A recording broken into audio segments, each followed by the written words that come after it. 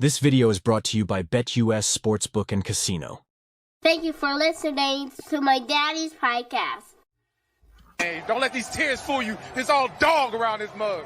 I'm good.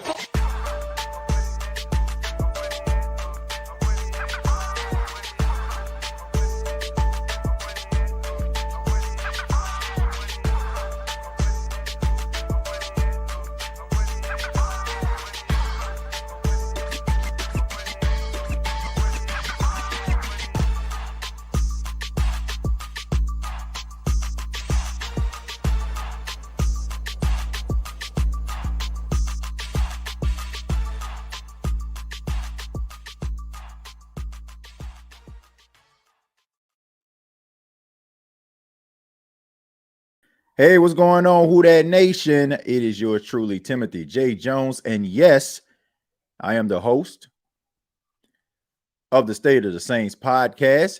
Thank you so much for checking out the State of the Saints podcast, where we talk New Orleans Saints. The State of the Saints podcast is powered by BetUS.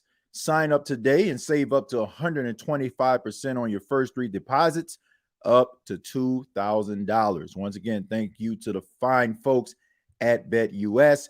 The description is down below. All right, so make sure they can tell you how to sign up. But let's go ahead and get into it. Let's go ahead and talk final thoughts on the Saints Week 2 preseason game. The New Orleans Saints couldn't get it done in the win column, but there were a lot of positive things that took place in that game. There were some highs, there were some lows, there were some guys that really took advantage of the moment. And then there got players out there that didn't do themselves any favors. And we're going to be getting into that. Special shout out to everybody in the chat right now. Shouts out to everyone listening, no matter where you are, wherever you may be. For those that didn't check out the watch along here on the State of the Saints podcast on Sunday night, I just want to let you all know that the State of the Saints podcast, we went over 11,000 subscribers on Sunday. So thank you so much for all those that subscribe to the channel. And if you just so happen to be new, hopefully you subscribe to the channel. If you've been watching for a while, just hit that subscription button. Help the State of the Saints podcast to grow. But thank you so much in your efforts for those that did subscribe for helping us to reach that feat. But let's go ahead and get into it, man. Talk a little bit about the Saints Week 2 preseason game. You know, it was a step in the right direction for the first team offense. Now, it didn't start off that way. It kind of started off a little bit stagnant. Of course, we know that you had those two 3-and-outs, but to the credit of the defense of the New Orleans Saints, the first team defense, they also forced 2 3-and-outs on the San Francisco 49ers. So credit to them in that regard.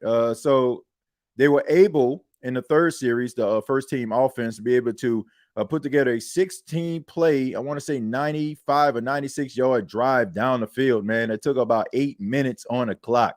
I mean, really methodical stuff, really impressive for them to be able to sustain that drive. You had to convert 2 4th downs on that. So that was a really, really good look. You know, I know that some Saints fans out there are talking about the offense is looking bland, it's looking boring, it looks uninteresting. They're not going to be able to sustain this. And let me tell y'all something.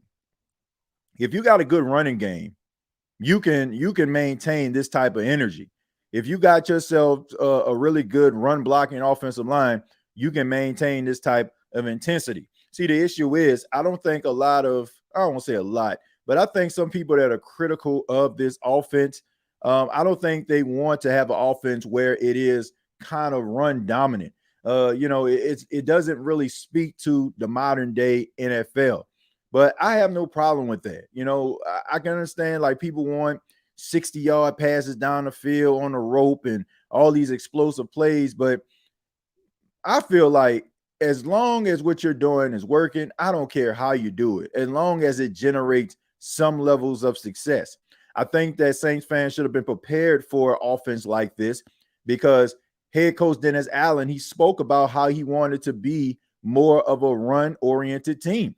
And that is the calling card and the identity of a defensive-minded coach. They want to control the time of possession. They want to run the football. They want physicality on the offensive side of the football to supposedly match the physicality that they have on the defensive side of the football.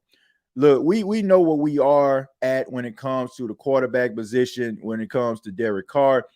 Derek Carr is who he is. He's not the worst quarterback in the world, but, he's that middle of the road quarterback. And I feel like less of Carr is more. The fact that you can actually have a little bit of a downtick on his passing attempts and put the ball into the hands of Alvin Kamara, put the ball into the hands of Jamal Williams, who ran really well in yesterday's game. If you're watching this on a Monday, he averaged about 6.2 yards a carry. Definitely a step in the right direction. And now it's only preseason, but I think anything that can help Jamal Williams' confidence going into the regular season versus what he did in 2023 is a plus. There were some players in this game that needed to have a step in the right direction, that needed some positive reinforcement here. And I think a guy like Trevor Penning, I think this game did a lot for him. He was really good in this offense. He did a really good job, considered the opportunities and the times he's been on the field. He's left a lot to be desired. But you can tell, like, this is a run blocking offensive lineman. And it wasn't like he was just out there, not blocking or just holding guys down. Like, he was violent in a lot of those plays. It was one run. I want to say it was Jamal Williams that ran the football, and you can just see Trevor Penning basically lunge himself at the linebacker, completely wiped him out. And I jokingly said on social media today, I said if Trevor Penning played in the 60s or the 70s, I say he'll probably be a Hall of Famer because you didn't really throw the ball as often. You used to run the ball a lot. So I said he probably would have been a Hall of Famer, back in the day. But it definitely was a step in the right direction. The offensive line did a really good job with the first team. There were some players that took advantage of the opportunities. Anthony Orji, the second-year guy out of Vanderbilt, really shined in the game. He had 10 tackles in the game. He had some pass deflection. He was flying around the field. Every time you seen someone making a play, or a defensive player making a play, Anthony Orji was there or he was on his way there. So he did himself a huge favor, taking advantage of, the fact that Demario Davis isn't out there, the fact that Pete Warner isn't out there. He's taking advantage of those snaps. DeMarco Jackson, to me, he took advantage of his snaps as well. He did some really good things in the game. It was a very physical tackle that he had in the game on a running back. And that's what you want to see from these young players, because as you take a look around, guys like Demario Davis, Pete Warner just signed that 3-year deal, so he's probably going to be thrust into that leadership role once Demario decides to step it down. But that's where you have these younger guys that are going to have to step up. It's more than likely, if Anthony Orji makes this team, is going to be more in that special teams capacity. But whatever you got to do in order for you to get on the field, that's a plus. We've seen on several occasions where the Saints have had some injuries in the game, and it forced guys like J.T. Gray, it forced guys back in the day a little further, Craig Robinson, to come in and work as like that Will, Sam, or that Mike linebacker. So this is a really good opportunity for him. I like the speed. I like the burst. He was very confident in his decision making, and you can tell. So when you have a young guy out there that's believing in what his eyes is telling him, is always a plus. Which leads me to the very disappointing part of the State of the Saints podcast, the disappointments of Sunday's game. And I would be remiss if I didn't start with this individual. And his name is Isaiah Foskey. Isaiah Foskey, the second-round pick a few years ago in the NFL draft for the New Orleans Saints. This was a guy coming out of college, came out, really good stat line, a difference maker on the Notre Dame defense, was a leader on the Notre Dame defense. He was a strip sack machine. He was that guy in college. And I was like, man, this is something that the New Orleans Saints need. They need somebody to be able to rush the quarterback. If you can't get to the quarterback, maybe get your DeMarcus Ware on. And for those that don't know what I'm talking about, or probably didn't really look at DeMarcus Ware play, DeMarcus Ware was a fierce defensive lineman for the Cowboys and the Denver Broncos. And one thing that he was actually known for was the fact that if he couldn't get to the quarterback, he would stick his arm out while the quarterback is in the pocket and knock the ball down. That actually count as a forced fumble and a sack. He was known for that. And Isaiah Foskey kind of was doing the same things in college, but he gets to the pros and it doesn't seem like it's going to really work out. I don't think it's a talent problem when it comes to Isaiah Foskey. I don't think it's an ability problem when it comes to his play. I just think he's soft. I think that Isaiah Foskey is soft. I don't feel bad about saying that because I've heard on several occasions that Dennis Allen has challenged this guy to rev it up, to bring intensity with him. And it doesn't seem like he really has that. It's rather you're born with it or you're not. It's rather you're a dog or you're not. It's rather you a beast or you're not. And this guy, to me, is just background music to me. He's okay with just being Otis Williams in this group called The Temptations. He all right, right? He back there, shoo-wop, shoo-wop. He ain't got to lead no songs. He ain't got to generate no number one hits. You know, he happy just saying, I'm losing you. You know, like he good with that. He's good being a background guy because that's what his play taught me. And I'm not looking at this from a standpoint of me watching this watch along. I went back and I watched this guy. I went back and watched every snap that guy took in Sunday's game. Because once again, when I'm hypercritical of people on podcasts and you know in real time, I like to go back and see was I tripping. And I gotta tell you, man, dude was quitting on plays, getting stonewalled by the offensive lineman, and he was just right there. Like it was one play. I tell you, no fibbies. He's rushing towards the quarterback, and the offensive lineman basically just stonewalls him there. And you can like literally see him like wrap his arms like around the guy's shoulders and just do like that. Like wasn't trying to get past him or nothing like that. Just like had his hands on him like you were about to shake him or something like that and just, you know, moving his arms like that. I'm like, that told me everything that I needed to know. The jet sweep was absolutely egregious. There was a play by the 49ers where they ran a jet sweep and the wide receiver runs past Isaiah Foskey. Instead of him like turning up trying to chase after the guy, he turns up in a completely opposite direction and kind of slows down and waits for his teammate to go chase after him. That's the type of effort when you put towards that type of effort, it just tells me that you just okay with just being out there. Like you're okay. Like this is something that is in between the ears.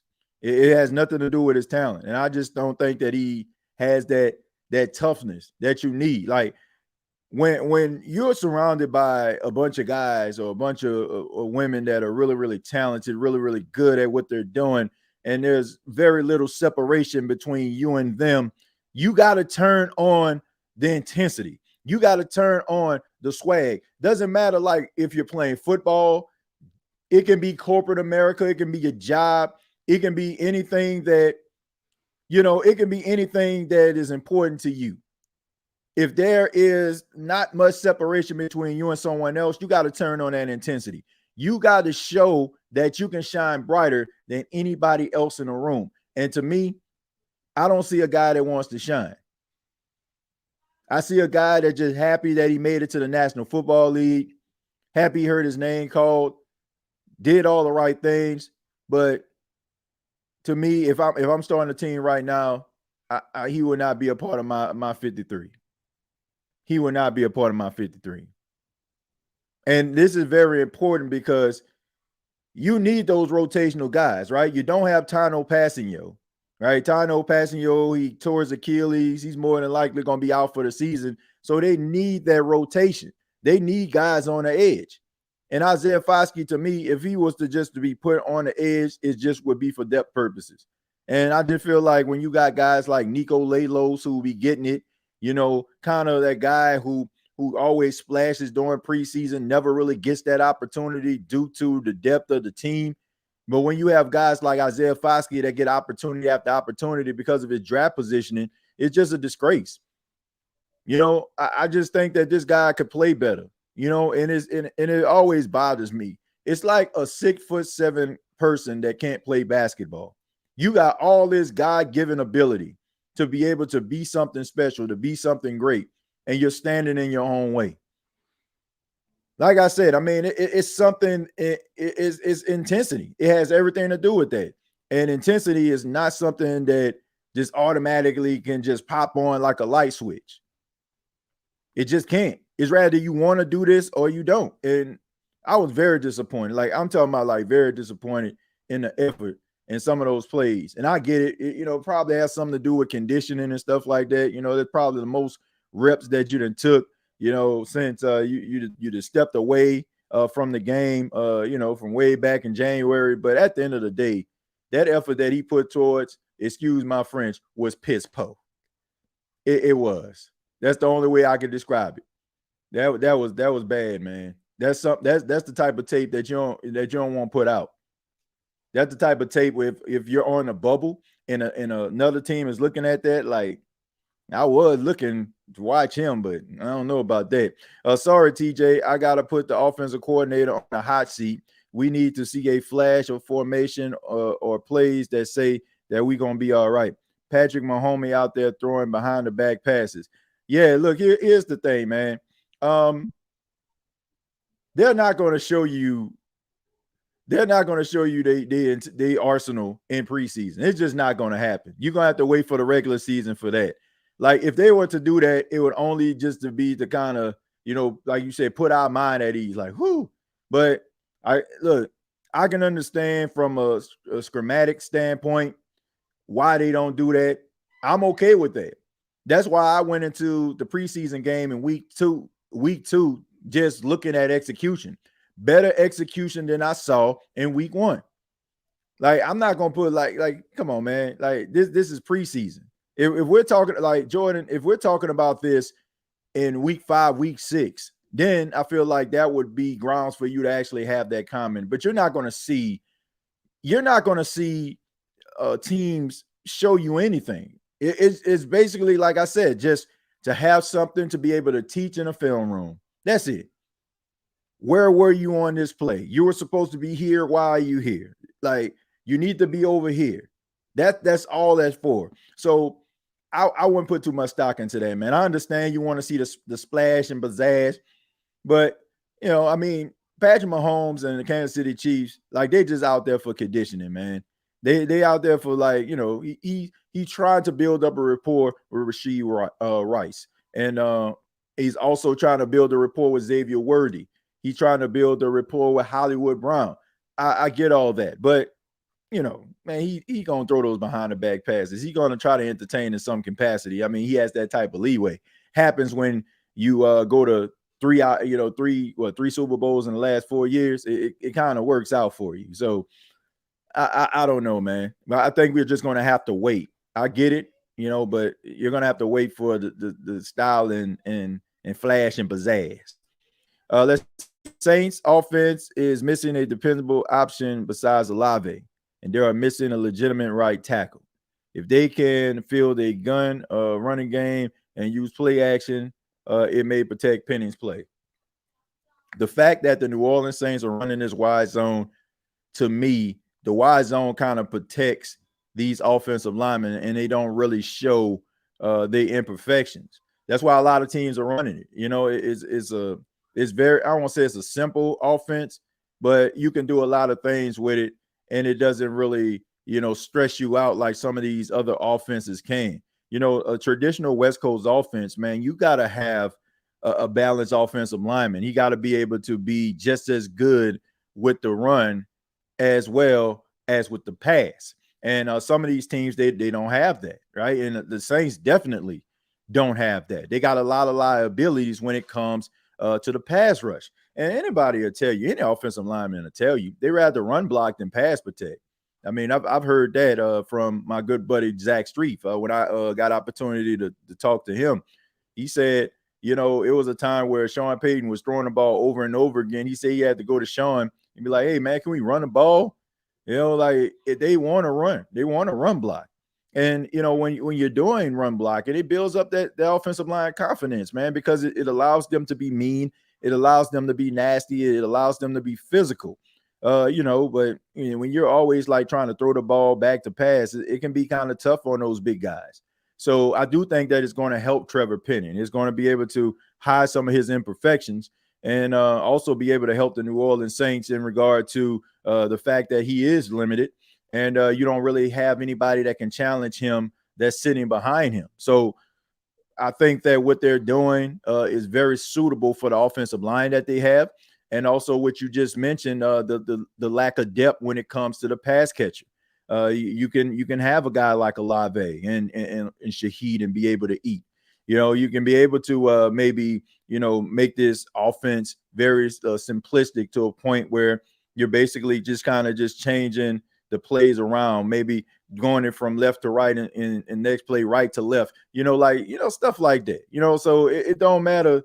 It don't matter. At the end of the day, as long as what they're doing works. I know it may not be everybody's acquired taste, but if it works, I can't argue with it. I don't know if it's going to work just yet, but if they can go out here and run the football like they did against the 49ers, if you can find success in a running game and you're not throwing the ball all over the place, I'm okay with that. As long as it ends up in a successful performance by the team, a win. It's all that matters. Yeah, I agree with you, TJ. No need to show that in preseason. Yeah, if we're talking about Foskey, yeah, I was disappointed. I know it. Like I beat up on the guy, but I know he's better than what I seen on that tape. I know he's better than what I seen on that tape on some of them plays. That wasn't it. Trevor's down on bending knee. Yeah, man, Trevor's down on bending knee. Yeah, the song is out there on the YouTube channel, man. Make sure you check it out when you get a chance. Trevor's down on bending knee. You were spot on with Foskey. So disappointed. He got to go. Look, I just feel like you can get something better than that. Like I understand like the position he was drafted, but that's some Stanley Jean-Baptiste type stuff for me. Like that's the first person I thought about. Stanley Jean-Baptiste when the Saints tried to turn themselves into the Seattle Seahawks one year, and they basically drafted Stanley Jean-Baptiste because he was 6'2", 6'3", 213 pounds. They thought he could be Richard Sherman, and he ended up being General Sherman around this thing. Know what the heck was going on with that, man. That boy couldn't cover with a bed sheet. I mean, it was so bad he couldn't even get on the field.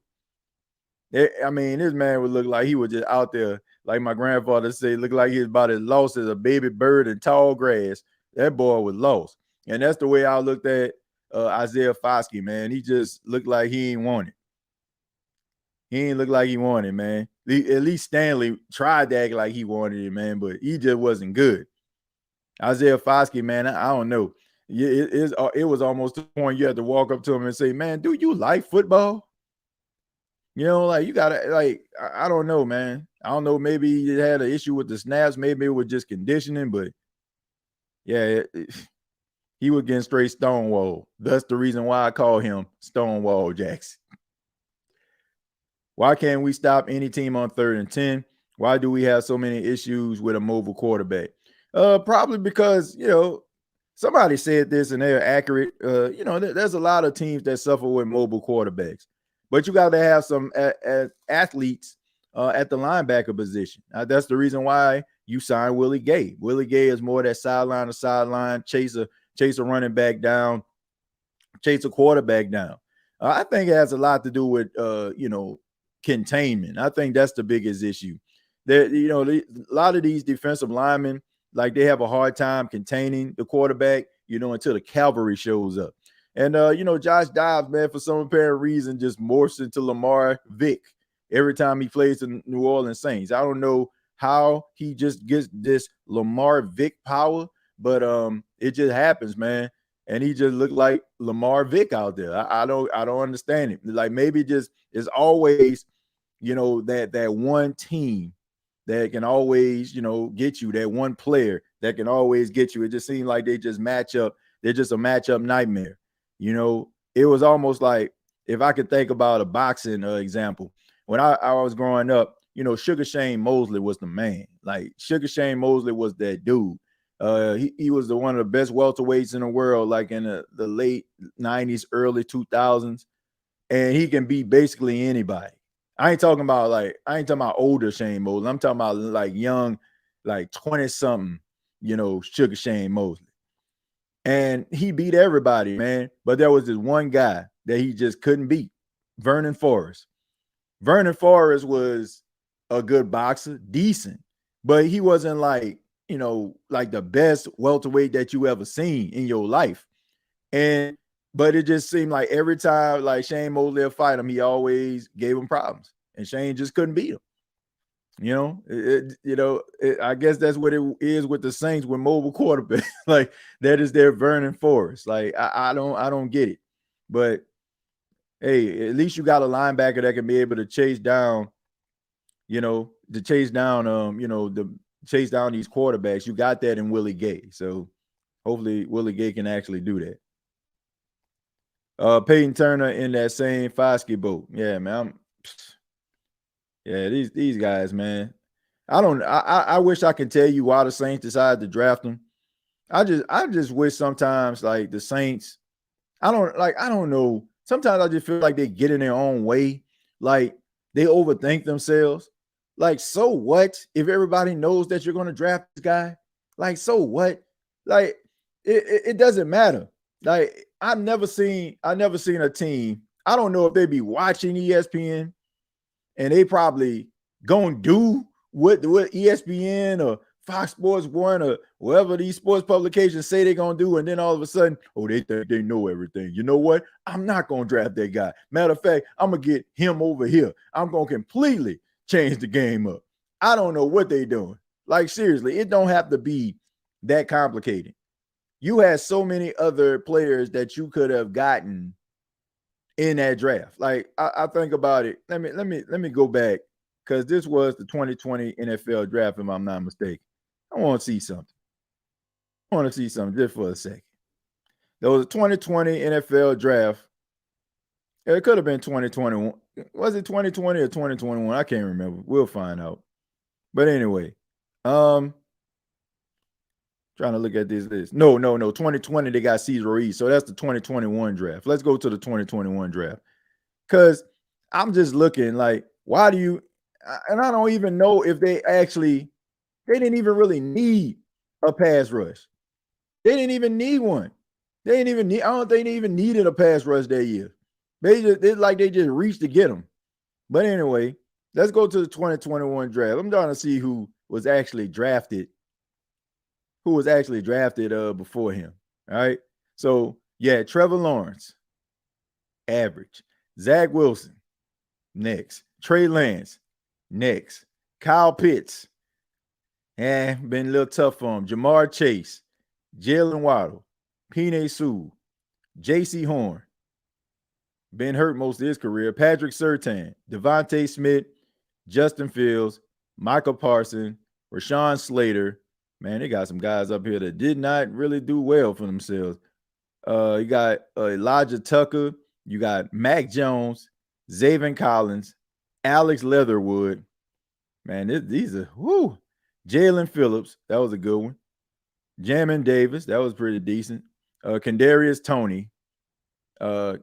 Queedy Payne. You got Caleb Farley. Dara Shaw. Najee Harris. Travis Etienne. Greg Newsome. Rashad Bateman. And Peyton Turner. Man, that draft was pretty bad, man. When you look at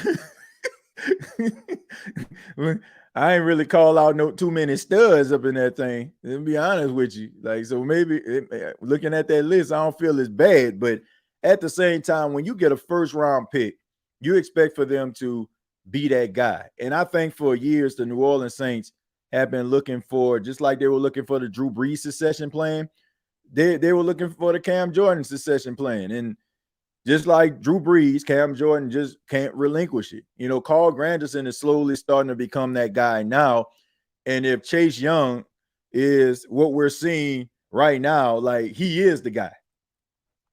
And no disrespect to anybody else out there. Nobody else. Chase Young, if he's playing like this, Chase Young is the most important contract among anybody else that needs to get paid. I'm sorry. I am sorry. I understand that Kamara need to get paid. I understand that Laddie Daddy need to get paid. He probably, like all these different contracts coming up. But let me tell y'all something, man. You do not let this dude out the room. You do not let this dude out the building, man. And you have everything that you need right now, right? No teams can really talk to him. They can't tamper with him as long as he's under contract with you. If this dude is out here balling, I'm talking about he hits the ground running. You seeing him being disruptive. I don't care. Look, honestly, I don't even care if he gets into a quarterback that much, but he's knocking the quarterback off his spot. He's flying all around the field. You do not allow this dude to go midway through the season and without signing him. You sign that dude immediately. You need to learn from your mistakes. When Trey Hendrickson was showing you that he had that potential and you just turned your head and made it look like it was just an outlier, I don't know, man. And when I think about it, when he had that, he had 14 and a half, 15 sacks that season, if I'm not mistaken. Before he got injured the year before, he was leading the team in sacks. I want to say he had like 4 sacks in 2 games. And then he ended up getting hurt and missing some games, and then came back later and he added maybe like 2 or 3 more sacks onto that. So to me, I'm like, come on, man. This guy showed you, like, he got off the blocks showing you that he was a dog, and you just allowed him to go. If this dude shows you what he is showing you in preseason and in the regular season, you waste no time. You waste no time signing this dude. Dude is a difference maker. Dude is a beast. Like you can have your double-digit sack guy for the next 5-6 years. Because Chase Young ain't nothing but like 24 years old. That dude's a baby. So, man, you do not let that type of production get out the door. You just don't do it. Get off his case. First team play. Stop jumping on the gripes bus.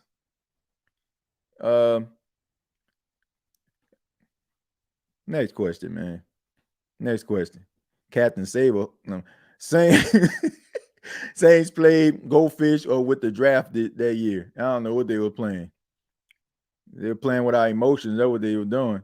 Axabum says, you open up the phone. I'm not opening up the phone lines tonight. I'm opening up the phone lines. I open up the phone lines tomorrow night when the Saints have their first practice back in New Orleans. It's been a long day, man. I was just going to talk for, a few minutes, just getting the final thoughts and read some of the comments. So I definitely wanted to do a show because I got to do this, and then in a few minutes to switch it over to Gumbo Pie. We'll talk about like some of the preseason games and some of the the highlights that happened. So there it is right there. Let me see. Dude, I sat behind the Saints bench. Okay, how was that? You looking for cheerleader pom-poms? Yeah, I don't know, man. Maybe the other guy was just feeling that way. I don't know, man. I don't get it, man. Like, what's it serve? I don't know, man. What's it serve? Like, just basically not telling you something that you don't want to hear. Like, how would that serve you? Like, we all know what the issue is. I don't understand, like, why we can't call a spade a spade. Why we can't look at something and still have respect for it, and all at the same time, like, criticize it when it's necessary. Like, example, like Spencer Rattler. Like, we all are Spencer Rattler supporters for the most part. But he played horrible yesterday. He did not play good. That don't mean that I don't like him. That don't mean that I wouldn't, I don't believe in the dude. Like, why we just can't talk about it? Like Isaiah Foskey, I'm sorry. Isaiah Foskey did not look the part. Isaiah Foskey looked like he was not interested. It looked like he was not really motivated. The motor wasn't running hot. I'm sorry, man. Like, it's not like I'm just trying to sit up here and try to make, people laugh and stuff like that at his expense. It's just reality. That's what I saw. And why we can't sit up here and call a spade, I know I just do not know. Like, why we got to live in this echo chamber? Why can't two things be true? Why can't you still support a guy, but yet understand that he needs to get himself together? And I question that. Like, this guy, he's going into his third season? And yet, I'm saying, second, third season, and you still sitting up here having questions about your motor? Your motor still running cold, bro? Come on, man. Like, what are we doing here? Like, I don't want to talk about this guy like that, but it's painstakingly obvious that the aggression level is not where it needs to be. I'm sorry. I'm not gonna have conversations with fine two gloves on just to try to appease to some of y'all that don't want to be real with yourselves and real with the situation. I'm just not doing it. I'm not doing it, man. Go cry in a call. But here, man, we're going to keep it a buck, man. We're going to keep it all the way 1,000. But we're going to step away, and we're going to be right back after this word from BetUS. Hey, what's going on? It is yours truly, Timothy J. Jones, and I want to say thank you for checking out this video here on the State of the Saints podcast. And I want to let you know this season, the State of the Saints podcast is powered by BetUS. Sign up and save up to 125% on your first 3 deposits up to $2,000. Go to BetUS to find out more. The description is down below. So we back at it, man. Thank you all for being here. Really do appreciate it. If you're just joining us, we're giving a takeaway from the week 2 preseason game, Saints 49ers. The Saints couldn't get it done in a win column, but a lot of positive things. Even guys that really stepped up. Back to that, Rico Payton, the rookie out of Pitt State, not Penn State, Pitt State, really played well in these 2 games, man. They tested him in both games, and he rose to the occasion. And that's the type of stuff that builds the confidence of a young kid, a rookie, right? Coming from a school that a lot of people don't really know about, probably was looked at as an underdog because he went to that school, and he goes out there and he plays the way that he has. He hasn't been like a camp stud. He hasn't been the Brandon Coleman of camp. He is a guy that honestly was getting picked on and losing matchups and did not look the part. But he goes into these 2 games and he makes a name for himself. And this is why, you got to be rooting for a guy like Rico Payton. We seen what happened to Kool-Aid McKinstry. Kool-Aid goes down in the first quarter early in the game, saying that he dodged a bullet with the knee injury. Just because he dodged a bullet doesn't mean that what's happening with his knee won't cause him to miss some time, or maybe it'll take him some time to get back to where he is. Luckily, when you have a guy that puts on a performance like he did, you might have yourself, dare I say it, a Isaac Yiadom situation, where when Marshawn Lattimore went down, they thrust Yiadom into the lineup, and he played well. Man, so well he got himself paid by the San Francisco 49ers. So these guys, take advantage of these opportunities. They get thrust into the lineup, whatever situation that it may be, and they take advantage of it. And I don't know if Rico Payton is going to make the team. It's pretty stacked in the secondary. So, to me, he will probably have to make it like on a special teams capacity or something like that. But he's doing himself a lot of help when he puts really good stuff like that on film, because teams are going to look at that. And he also had the benefit of playing in a game that was nationally televised.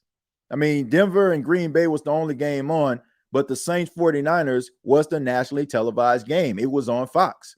So you had, if I'm not mistaken, you had quite a few teams that were looking at you, right? I mean, you still got 30 teams, 29 teams looking at you, because your 49ers, Denver, and Green Bay are playing. So, come on, man. You have opportunity to really step up and make some plays there. And you did just that. And those coaches are going to look at that and be like, hey, man, we might need to, keep an eye on this guy because they have too many cornerbacks. So maybe we need to look at Peyton, just put like a little dot right there by his name or something. That's the type of stuff that could actually get you put on a team. Like we seen guys, leave teams and be something special for another. I mean, we got one right now in Taysom Hill. Sean Payton was looking, I want to say, at Christian McCaffrey's brother, and he ends up finding Taysom Hill because of Taysom Hill's effort and his energy and what he put on tape, which is the reason why I'm talking about Isaiah Foskey, but I digress. And that's the reason why Taysom Hill, found his way to the New Orleans Saints, and the rest is history. So I'm happy for the kid, man. I'm happy for him. I follow him on social media. Like he's really excited about that, man. You can tell like he's taking a lot of pride in his work.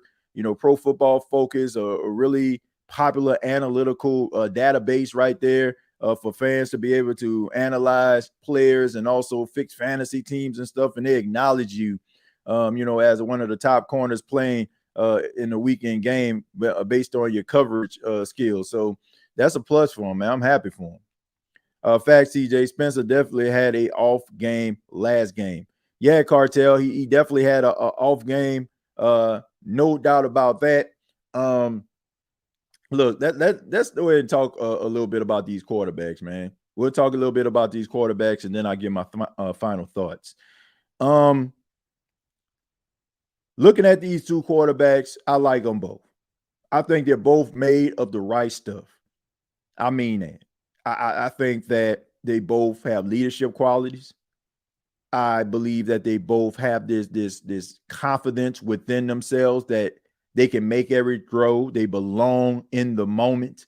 I feel like if you already have that going for you, then the rest is pretty simple. It's just about going out there and executing. But as much as we're rooting for these guys, as much as a lot of us want Spencer Rattler to be the future of the franchise, Jake Haener to be there, they're still young. And this is the game that really showed us just that. Now, we were so excited about what Spencer Rattler did last week, in the game. He drives down the field in his very first drive as a professional in preseason play, and he drives the team down the field. Then he late in the fourth quarter, game on the line, chips on the table there. He drives the team down the field for a Charlie Smith field goal. And then, you looked at the same time, the 58-yard pass from Jake Haener to A.T. Perry. So it was pretty much lock and step right there. It was that race that, it was neck and neck. And then they both go into this game versus the 49ers, and they play like slow. So it's still neck and neck. Like it is still neck and neck. This game, week 3 versus the Tennessee Titans, in my humble opinion, is probably going to be the game that decides who is going to be the backup quarterback. I think that both guys are going to they're both going to get a half. Like I feel like probably Jake Haener is going to get the first half. Spencer Rattler is going to get the second half. That's why I feel, because it seemed like they were trying to change it up, change up the rotation, change up the quarterback on the depth chart there from yesterday. So this game is going to decide who's going to be the backup quarterback. Now, if I'm a betting man, if I'm a guessing man, I think they're going to go with Jake Haener. I think they're going to go with Jake Haener because it's not that much. It's not that far off. But I just think that the fact that he's been with the team, this is his second year, he's now, looked at as a veteran. I think that they're probably going to give him the backup quarterback role. But I think that Spencer Rattler is going to be that third string quarterback, because you don't want Spencer Rattler to get waived. You don't want him to get cut, because he's not going to clear waivers. It's just not going to happen. So you're going to carry this guy on your team. And then, boy, I do not want to see the city if the New Orleans Saints say, okay, we're going to go with Jake Haener, and we're going to have, Derek Carr, and then Jake Hayner as my backup, and we're not gonna carry a third quarterback. Boy, I don't want to see that. I don't want to see that newspaper. I don't, boy. That would be ugly. So all I'm saying is, I think that more than likely Jake Hayner will be the backup, and Spencer Rattler will be the third string quarterback. Because there's no way that they're gonna waive him because and think that he's gonna be there. When they clear wave, like, no way. He's not gonna be there. He's not gonna be there at all. Let's see. We are looking at peeps who are going to be shucking oysters September 1st. Foskey is hot garbage. He don't know what he's doing out there. He plays extremely slow. He plays too timid for me, man. That's the word. Like, I think he knows what he's doing. He just slow with it. Who would have thought someone on this team would get more hate than Penny? Well, look, I don't think it's on that level. Here's the thing. Here's what Isaiah Foskey has going for him. And I think some of you already know where I'm going with this. Nobody's expecting him to do anything anyway. Like, nobody's saying, man, I can't wait to see what Isaiah Foskey is going to, like, man, we talking about Chase Young. We talking about Carl Granderson, Brian Brzee. I promise you, like, I honestly forget Peyton Turner is on the Saints team. When I be talking about pass rush, y'all watch shows, y'all can go back. I really forget that this guy plays for the Saints. And when it comes to Isaiah Foskey, like, out of sight, out of mind. Like, it's almost to a point when I see him out there, I'm like, oh man, Isaiah Foskey playing. Like, nobody's expecting for him to, like, step up and just be that game changer or whatever. Like, if it doesn't happen, we still got Chase Young, we still got Cam, we still got Brian Brzee, we still got Carl Granderson, right? Like, but when it comes to Trevor Penny, you gotta work out. Like, he has to work out. Like, there is no Chase Young, there is no Cam Jordan, Brian Brzee, Carl Granderson on the offensive line that we can just count on and be like, oh, if Penny don't work out, then, well, I guess we can go and roll with this guy. Like, no. So it's a little bit different. So I don't think that he's going to receive as much scrutiny as Trevor Penny is when Trevor Penny just doesn't look the part, because Trevor Penny plays at a position that is of need right now, and he has to be great. He has to be good, because as much as he leaves desired, nobody can take his spot that's behind him is telling. That is the most telling thing of all, that he has played as bad as he has throughout his time, and nobody can beat him out. That's crazy. Dennis Allen was probably on the sidelines trying to look tough this year. Well, man, he probably just looking because he knows what's on the line. He knows what's happening. I think Rattler gonna get the first half. I feel they want him to be number 2. I say give Jake Hayner the first half. Get Spencer Rattler the second half. And do you know why? Because most of the people that's going to be playing in this game going to play the whole entire way. You're not going to see any starters. You're not going to see any starters. You're going to see probably some guys that they want to put out there for conditioning, and guys that on the bubble, long shots making a team, go out there, put your best stuff on tape. So you're going to see Rojan Wright starting, and you're probably going to have Rico Payton out there. You're probably going to have Millard Bradford out there. Like, you're going to have some guys that, you really haven't seen. If Kendra is upright or, being able to play, you're probably going to see him out there. Like, you're going to see guys that are on the bubble. So to me, it really doesn't matter. If you put Jake Hayner in the game first, and then you want to put, I guarantee I know who want to put, I know who they who wants to for Spencer Rattler to start as the number 2 quarterback. I can tell you that right now. Whoever is covering that game, whatever station covering that game, which I'm pretty sure is Fox, they want Spencer Rattler to finish that game because they know for a fact people are going to stay there to the end. You know, like I'm sorry. Like, it's nothing, like I said, there's nothing wrong with Jake Haener, but it's just a certain excitement level when it comes to Spencer Rattler. People want to watch him. So if you're a television station, you want Spencer Rattler to end the game. But it really doesn't matter because I really feel like the guys that you're going to see out there are going to play the whole entire way. They're going to play the whole entire way. So I need to see consistency on the O-line and a more passing attack under 35 throws.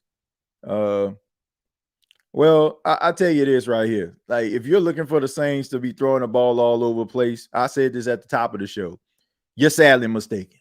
You're mistaken. Those days are gone. Like, it probably would have to take another coach coming up in here changing his entire offensive philosophy if they don't like what Clint Kubiak is putting together. Like, if something was to happen to DA, he doesn't, get the team going this season, the organization lets him go. They bring in an offensive-oriented coach, and let's just say he likes what Clint Kubiak is doing, and he keeps him around. That's the only way I can see this, being stopped. If he just says, okay, Clint, I'm going to get my own guy, or I'm going to call the play. This is going to be a run-dominant football team. They're going to run the ball. They're going to put way more emphasis on the run. What y'all seen on that drive where you seen more run plays than passing, that is what the New Orleans Saints identity is going to be. And you're probably not going to see too many passing plays, unless the Saints are like down and they need to throw themselves back into the game. So if they can keep it competitive, that defense can be hunting, getting quarterbacks on the ground, stopping the run, getting the ball back to the offense, you're probably going to see some of these muddy football games where it may look nasty and ugly because teams run the football, and some of you might consider that boring. But the offense that you once knew from the New Orleans Saints is no more. It is no more. So those type of offensive plays, they probably still have a few of them, but there's a completely different offense that they're trying to run. A lot of motion and a lot of this stuff that they're going to add to it.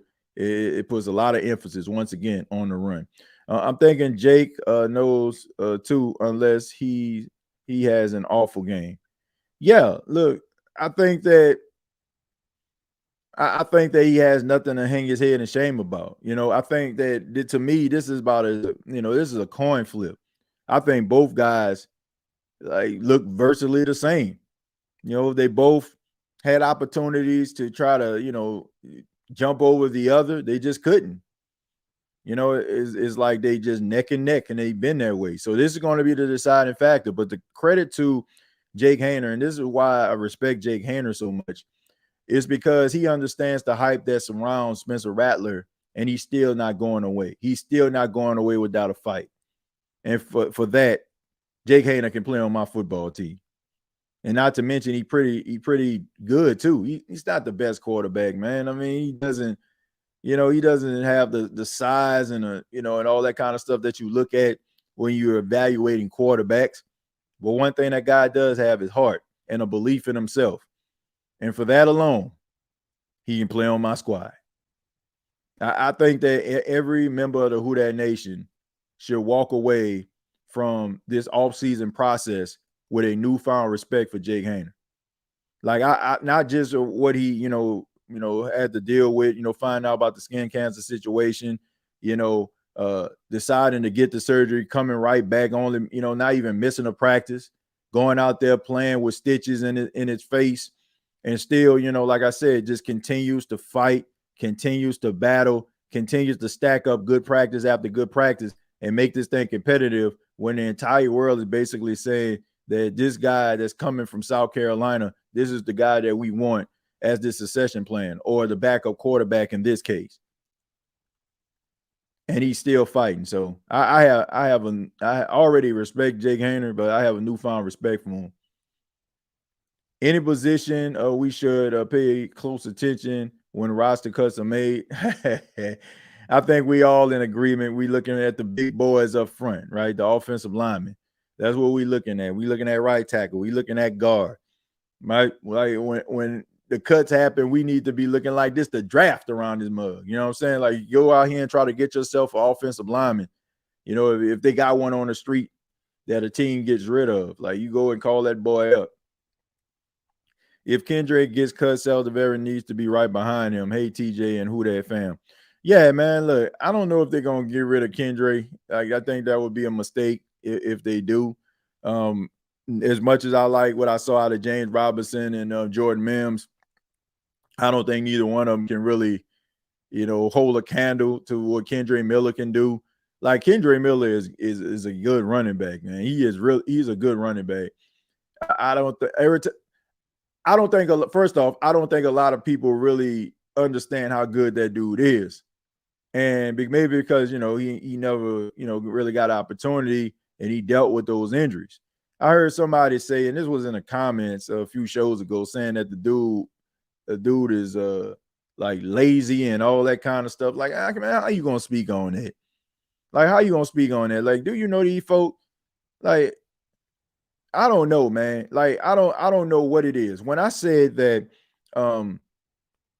by Dennis Allen calling him out the first day of practice, something must have happened that they wasn't very happy with for him to be as open as he was about, Kendrick Miller and criticizing him, for, like, you got to stay healthy. I'm just wondering, like, all these other guys got hurt. I never seen him go to that extreme. So I'm wondering, like, did it have something to do with a nutrition thing? But at the same time, I don't know. So I'm not going to sit up here and be like, oh, this dude here, like, man, yeah, he lazy. Like, I don't know, man. Like, people get hurt. But I don't know if the guy lazy or not. All I know is, like, he's a different maker when he run a football. And you need him out there. Penny looked good. Has he got it down pat or smoke and mirror? Man, that's one game. We all know what Trevor Penning is as a run blocker. We all know that he's a really good run blocker. Like, that's not the problem. The pass protection is the issue. Going up against them athletic pass rush with the finesse move, getting killed on a swim, like that's the problem. You run football. Look, if the Saints were running the football and pass the ball like 10, 15 times a game, like, you wouldn't have no problem really with Trevor Penning. You wouldn't. But it's just the pass protection. You got to throw the football. Kendra is a stud, bro. The running back room is just crowded. Yeah, I seen something from who was that? Jeff Duncan, I think it was. I think it was Jeff Duncan. I seen something from him. He was saying that the New Orleans Saints, he'll be surprised if the New Orleans Saints don't take a look at the running backs or they'll add to their room. I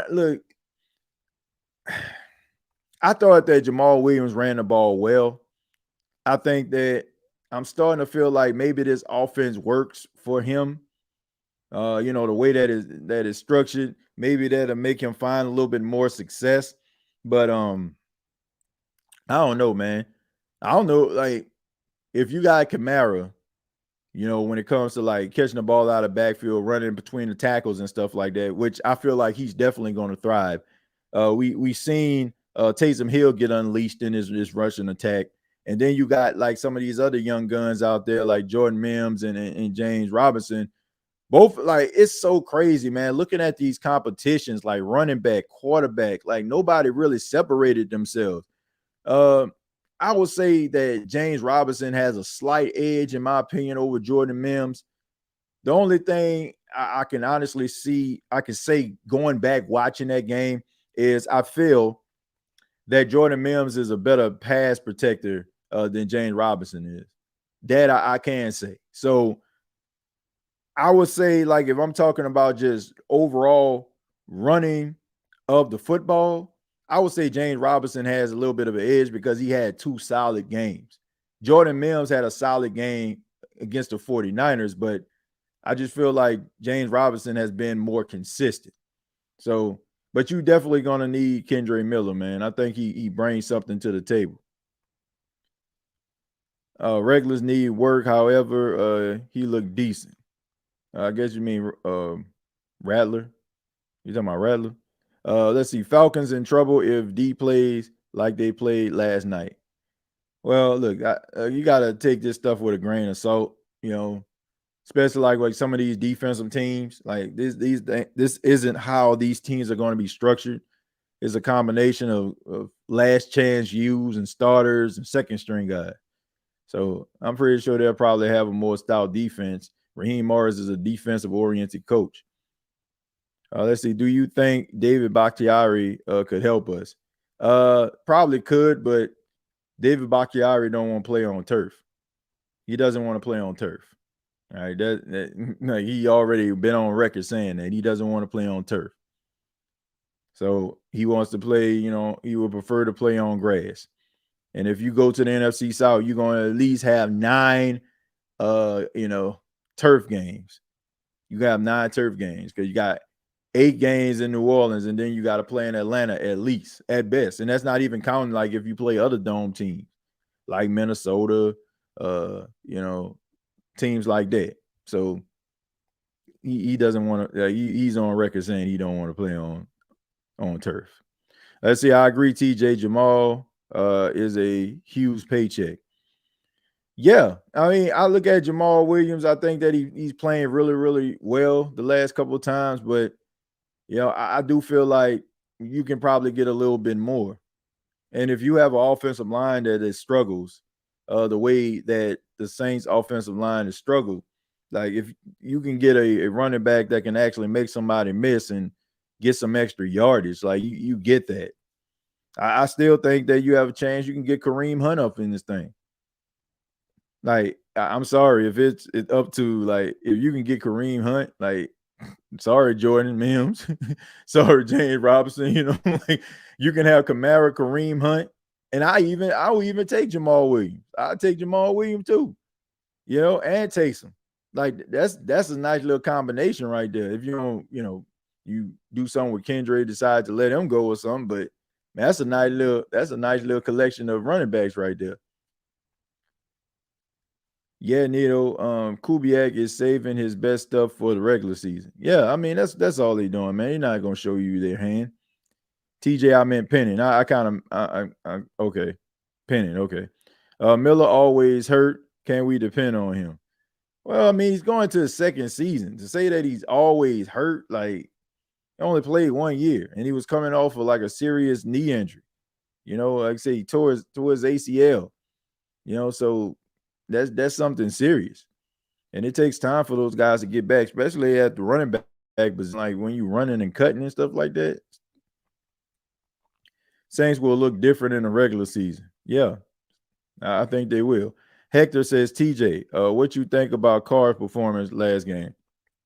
I think he did a solid job.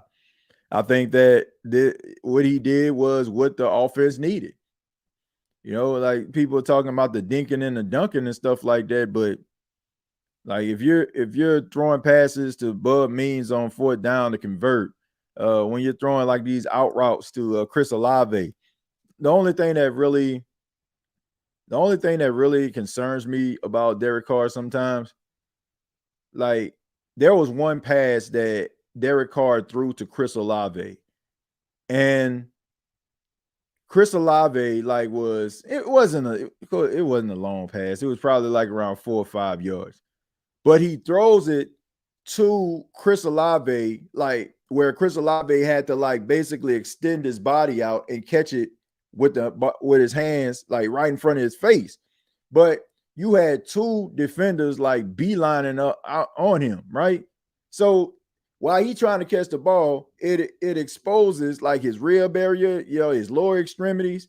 So I feel like if you know that you have 2, a linebacker or a safety like gunning down on your receiver, you got to throw that ball down low. You got to protect your wide receiver. You got to give him like an opportunity to be able to get down after the catch or be able to make another move. Like, but just throwing it right at him like that in that particular area, like you can get your wide receiver hurt.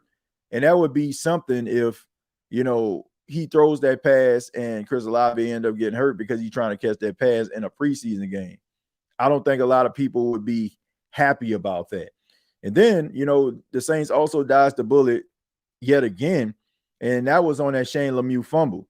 If you go back and watch that fumble, Spencer Rattler picked the ball up, but if you notice, he had his knee underneath him, and they had a linebacker that like tried to lunge at or tried to get the football, and he fell on top of Spencer Rattler. And I'm talking about if Spencer Rattler, he was so close from having his knee like underneath him to get all that guy's pressure on top of him. At the very last second, he was able to get his leg from underneath him. It still was awkward, but it wasn't like awkward to a point where like could have did some serious damage. That was scary right there. Like a lot of people are just looking at the fact that he recovered that football, but that could have been a lot worse than what it was. Going back and watching that, he dodged a bullet. You're the greatest football podcast ever. Well, I appreciate that. I thank you for those kind words. But there's a lot of really great podcasters out there, football podcasters that do an amazing job. Unlike that dude that's on social media right now, spreading them false narratives about Saints fans, talking about the Saints going to the Super Bowl. What the hell is that about? I don't know that guy's name, but he's everything that is wrong with content creation. He is everything that is wrong with sports talk media in the world today. Seriously. Like people don't even care about things being true. They don't care about doing research. They don't care about any of that stuff. All they do is get behind a microphone and just start talking, running their mouth and trying to come up with the most controversial takes they can possibly make in order for them to create a buzz. And to me, like, I feel like I kind of fell into that trap because I found myself retweeting what this guy says, which is exactly what he wants in the first place. All of these Skip Bayless stands out here that watch First Take and watch Undisputed and all these other shows, and they think that's what sports media is about. That's how your show is supposed to be structured. That's how you're going to get the attention that you seek. It's just absolutely pathetic if you ask me. Ain't nobody, and I mean absolutely nobody, has said that the Saints will win in the Super Bowl. If they saying that, guarantee you it's tongue in cheek. At this point, people just wondering if the Saints gonna win 7 or 8 games. So where the Super Bowl come from? How do you pull a Super Bowl out of your ass? I just don't know. Like, how do you do that? Like, ain't nobody say that, but it's just absolutely pathetic, man. Grasping at straws, and people just eat that kind of stuff up. Like, I can't be with the dog and pony show, dog. If I'm coming with intensity and all that kind of stuff, it's not manufactured. You know what I'm saying? Like it's inside of me. It's instilled inside of me. You know, like that ain't it, man. That was not a good look. Because I don't think so. I want to meet this person. I want to meet these people that genuinely believes in their heart of hearts, in their soul of souls, in their might of mights, that the New Orleans Saints going to the Super Bowl. God bless you. I hope you're right, but I guarantee you ain't about to go to Vegas on that thing. Well, somebody did put $4,000 down on the Saints going to the Super Bowl, but I don't see too many other people following suit. Misdemeanor Crime, thank you very much for the $2 says, hello, who that family. What's going on, Barbara? Make sure y'all subscribe to Barbara's channel as well, man. Good content right there. Shouts out to Barbara doing the podcasting thing. Shouts out to her, man. Y'all make sure that y'all follow her and subscribe to her channel too. She's a card carrying member of the Who That Nation, and she speaks very passionately about the team. Say, TJ, when you and Big Q going to hook up on a show? Yeah, we're gonna have to work that thing out, man. I know we tried to plan something in the past, and our schedules kind of conflict. It had nothing to do with anything other than our schedules is conflicting. But yeah, definitely want to get with Big Q and work with him. When we can come up with a time. It's been a while since we actually did a show together, and it's always fun to be able to talk to Big Q, and be able to pick his mind about this team. Let's see. Saints need a better punter. Headley isn't consistent. Yeah, I don't know what's up with that. I don't know if it's just the tattoos or what makes him so appealing, because his damn show ain't the pun. Let's see. What's good, TJ and the Who That fam? What's going on, Tim? Appreciate you for being here. The Sharpshank says we are years out from the Super Bowl run. Yeah, years out. You give your honest thoughts about Saints. Keep up the good work. Thank you, Reginald. We try over here, man. We try. We this ain't a show that we just come up with just stuff and just be mad about it. Like if I'm upset or question something or say something isn't good, like I kind of come with some valid points. I never like look at somebody from a personal standpoint because I don't know these guys. I don't know them. I only go by what I see on the field. That's why you don't hear me talk about nobody family, all that kind of stuff. They're like, I don't know them. I'm just concerned with your performance between those white lines. That's what I evaluate. And like I said, I went back because I was in real time. Felt like I was really critical of Isaiah Foskey. And I went back and I watched the tape, and I felt like the things that I was saying were warranted. But after that performance, the Saints will go 17-0, win the Super Bowl by a score of 375-10. I don't see that happening, man. I don't see that happening. You know that ain't happening, man. Come on, Josh. Let's see. Carr can't do that with the accurate passes. Guys always having to put their bodies on the line to catch it. Short passes or bone breakers. Yeah, I mean, those short passes, you got to fit them into tight windows, but man, you also got to protect your quarterback, man. Like sometimes you got to, if you see that there's a chance if that wide receiver catches that pass, they're going to knock his head off. You got to throw that ball down low. And I think that's something that Drew Brees like really did a good job of. He did a really good job at keeping the ball out of harm's way and protecting his receivers. It's not like it's not many passes that he threw that put his players in harm's way. Not Reggie Bush. Like when he threw that screen pass to Reggie Bush, man, he almost got Reggie Bush killed on national television when Sheldon Brown just like absolutely destroyed him. But other than that, like you ain't really see too many passes by Drew Brees that would look like hospital balls out there. But I mean, if that was a chance that you could have really got Olave injured, and it wasn't necessary because Olave had enough space when he actually threw the football. If he would have threw it a little bit lower, he still would have caught it. Because actually the momentum of the pass, actually brought him forward anyway. You know what I'm saying? So the way he ran, I want to say more like a out route or, a 10 and in. And he turns back around, you know what I'm saying? But he did a really good job at what a lot of young receivers don't do is they don't run back to the ball. They wait for the ball to come to them. But Olave ran to it, so the momentum, he would have caught it anyway. Even if Derek Carr would have threw it down low, his momentum would have, forced him back to the ball anyway. So I don't know. You gotta be careful with stuff like that. Could have been real ugly. Yeah, TJ, youth and flexibility was definitely on Spencer's side during that fumble recovery yesterday. Yeah, that could have been ugly. That could have been ugly right there. Then we wouldn't even be having this conversation about a quarterback competition.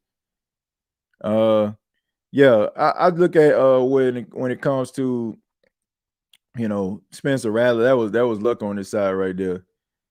Charles says the offense is as anemic it was last year. Well, I mean it's preseason, Charles. Let's give it a few games in the regular season and see if we have that same energy, And also I want people to understand it's going to take some time for this offense to gel. Like it's going to take a few weeks. I know we don't want to hear that, but it's just the truth, folks. It's a new offense. Saints haven't run a different offense in nearly 20 years. So just give it some time, man. That's all I can tell you. But my final thoughts is, number one, please subscribe to the YouTube channel if you have not already. Hit that like button. 200 people watching this right now. My final thoughts are very, very simple. You had a few guys that took advantage of the opportunities. Two in particular is Anthony Orji, Rico Payton, following up a really good stellar week one preseason game. These guys took advantage of the moment. they're on the lips of a lot of members of the Who Dat Nation. A lot of members of the Who Dat Nation didn't even know these guys before the game started, but they come away with an idea about who these guys are and the potential that they may have. Also, the defensive line. I like the NASCAR package of the New Orleans Saints that includes Brian Brzee and Cam Jordan as your interior guys, and you also have Chase Young and Carl Granderson on the outside. I like that. I think that the secondary was fundamentally sound for the exception of Rojan Wright, which I'm not going to beat up on him because he wouldn't have been in the game if Kool-Aid didn't get hurt. So he probably would have been coming in around the time we saw Samson Nakua, like late fourth quarter. So I'm not going to beat him up when it comes to that. But you definitely don't want to put anything like that on tape next week. He's going to get more snaps, I'm pretty sure. You're not going to be playing many of your starters. Also, some of the disappointments. Once again, Isaiah Foskey, man, I don't know. Definitely got to get better. Going to have like one more opportunity trying to change the depth chart here. Hopefully he can actually put some of his best stuff on tape. I feel like if he probably goes out there and play better, he'll have a better chance of being a part of that roster, being a part of that rotation, for the simple fact that the Saints put a second-round pick out and drafted him. So that's all I got to say about that. So hopefully he can play a little better. I don't know. It just seems like it's an intensity issue when it comes to the guy. But hopefully, it can be one of these videos here on the State of the Saints podcast tonight. We look back and be like, TJ, you were tripping. I hope. But I didn't like what I seen on that tape.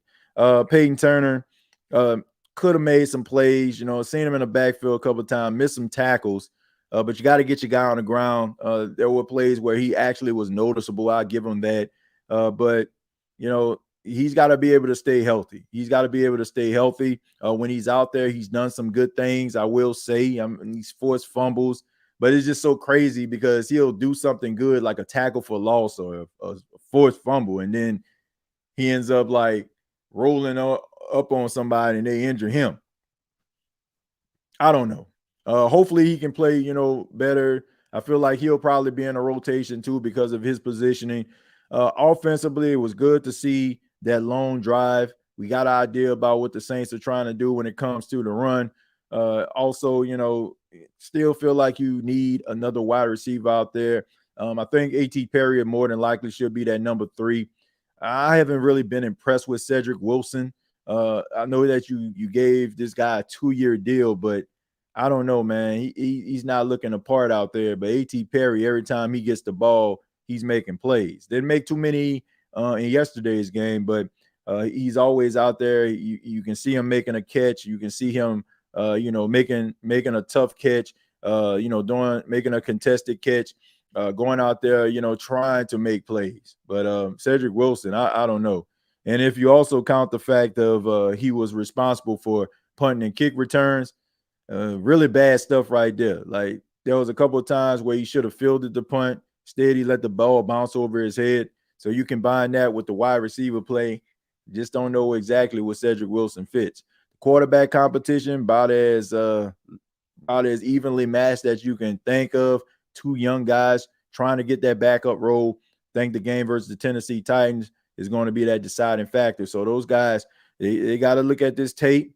They got to quickly turn the page and put some of their best footage on the field, put some of their best plays on the field against the Tennessee Titans because could be a do or die situation and decide who is going to be that backup to Derek Carr. But thank you all so much for checking out the State of the Saints podcast. Really do appreciate it. Once again, my name is Timothy J. Jones, and you can follow me on X at TJAY Jones 8. We're about to go ahead and switch over to the Gumbo Pie Sports podcast. Going to be talking a little bit about preseason games. We're going to be talking about some of the performances from the rookies and also some of the contract issues outside of players like Alvin Kamara. How can this affect the teams that they play for going forward? So come on over to the Gumbo Pod. We're going to talk a few minutes. We probably go maybe 30 to 35 to 40 minutes, probably even less. So come on over there if you're into talking general sports. We got that for you. We try to separate the two, so I don't really answer too many Saints questions in that regard. unless it's like, it's like a mainstream topic that I feel like we probably will be talking about. But if you got any other questions or you want to, comment, feel free to do so inside of the chat there. Make sure you subscribe to the channel, Gumbo Pot Sports Podcast. Thank you all so much. Once again, the show is brought to you and powered by BetUS. You can save 125% on your first 3 deposits when you sign up. And the description is down below. Once again, thank you to BetUS. Till next time, all I got to say is, who dat? Thank you for listening to my daddy's podcast. Hey, don't let these tears fool you. It's all dog around this mug. I'm good.